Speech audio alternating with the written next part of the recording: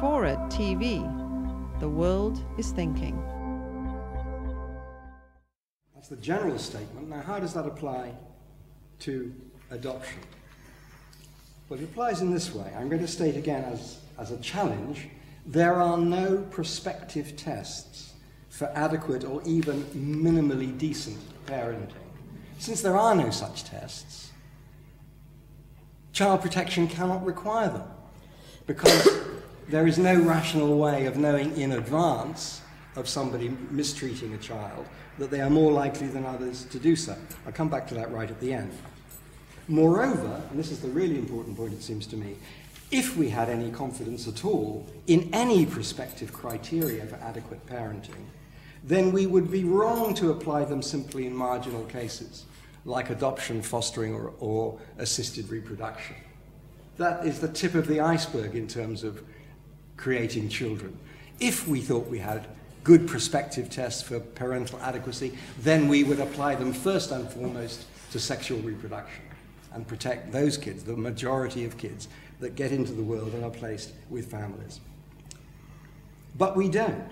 We let any Thomasina, Dorothy, or Harriet go out and acquire children through sexual reproduction. If we are serious, as I say, we should apply the criteria that we have to all parents. And it's not that we couldn't. We could license parents. It would be a political bombshell and probably very unpopular, but we could do it. And if we thought child protection required it, then obviously we should do it. But actually, we all know that there are no ways of screening parents for their adequacy, and that's why we don't do it. That's why we don't license parents. So why should we go through the charade of matching and screening would-be adopters or candidates for IVF? That seems to me to be a charade and indeed contrary to the democratic presumption. We don't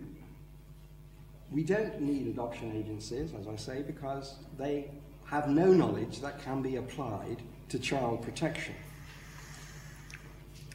We already remove children from the custody of parents who have palpably ill-treated or placed them in danger. And we will, I hope, continue to do that. So nothing that I am saying precludes the introduction of clear disqualifications from parenting, whether through sexual reproduction, adoption, fostering, or assisted reproductive technologies.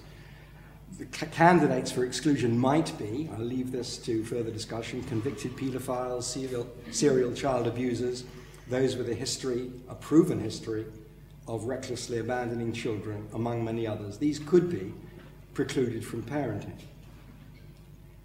But this does not mean that in the absence of such proven inadequacy of parents, we have any way of predictably deciding whether a particular candidate for parenting is likely to be one of those people, or indeed any disqualify themselves in any other way. It's a waste of time, it's a waste of money.